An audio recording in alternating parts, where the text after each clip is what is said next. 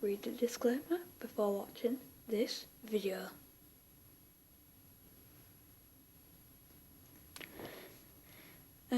Short stories mostly. I actually had one published last year. I mean, it was just a magazine, nothing big. They all made subtle noises of being impressed. And he looked up again, embarrassed but pleased. "What was the story about?" Charlie asked. John hesitated, but before he could speak, or decided not to, the waitress returned with the food. They had all ordered from the breakfast menu: coffee, eggs, bacon, blueberry pancakes for Carlton. The brightly coloured food looked hopeful, like a fresh start to the day. Charlie took a bite of the toast, and they all ate silently for a moment. "Hey, Carlton," John said suddenly, "what happens to Freddy'S anyway?" There was a brief hush. Carlton looked nervous, and Jessica stared up at the ceiling. John flushed red, and Charlie spoke hastily. "It's okay, Carlton. I'd like to know too." Carlton shrugged, stabbing at his pancakes nervously with his fork. "Will it be over?" he said. "What did they build?" Jessica asked. "Is there something else there now?"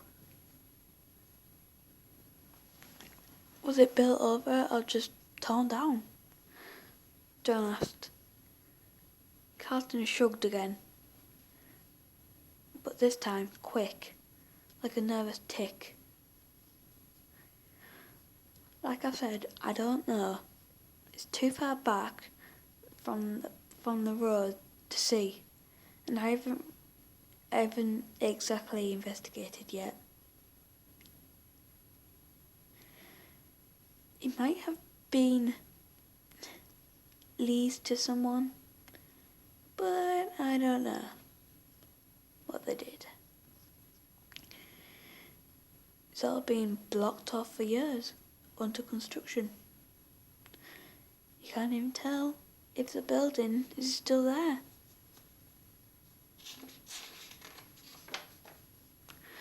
"So,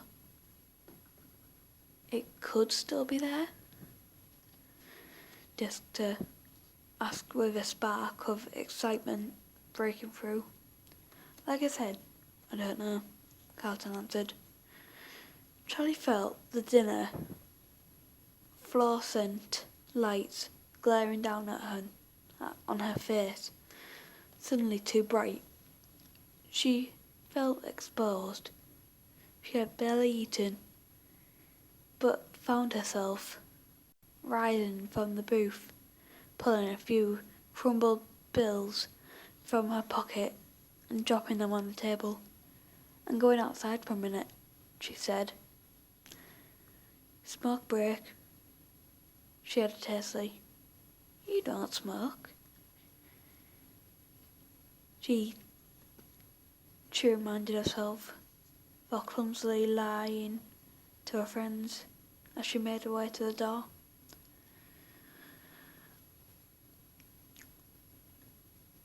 Josie passed a family of four without saying "excuse me" and stepped out of the cool evening. She walked to her car and sat on the hood, the metal denting slightly under her weight. She took in breaths of cool air, as if it was water behind her closed eyes. "You knew it would come up. You knew you would have to talk about it," she reminded herself. She had practiced on the drive here. She forced herself to think back to happy memories, to smile and say, "Remember when?"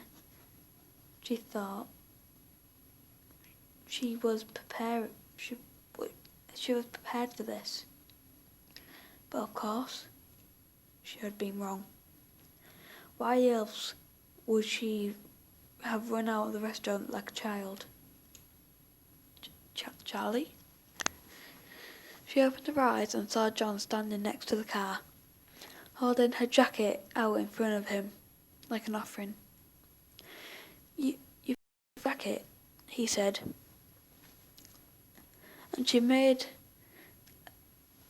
herself smile at him.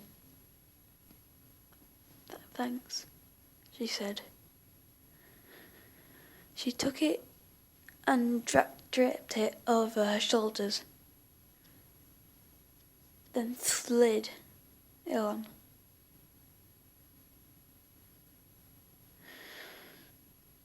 "Sorry about that," she said, in the dim lights of the parking lot.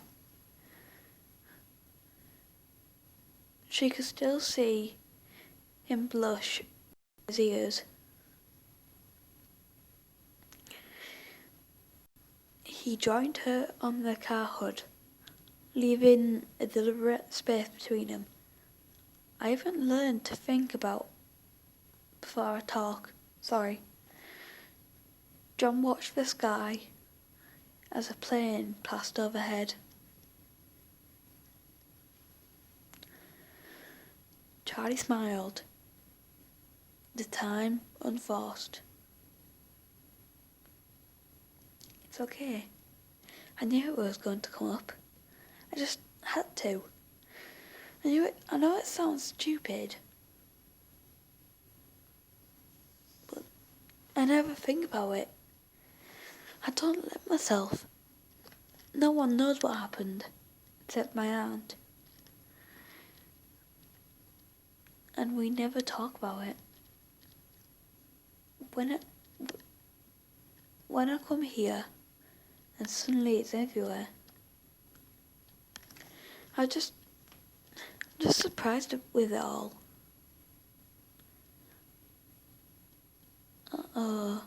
John pointed, and Charlie saw Jessica and Carlton hastily in the doorway of the diner. She waved them over, and they came.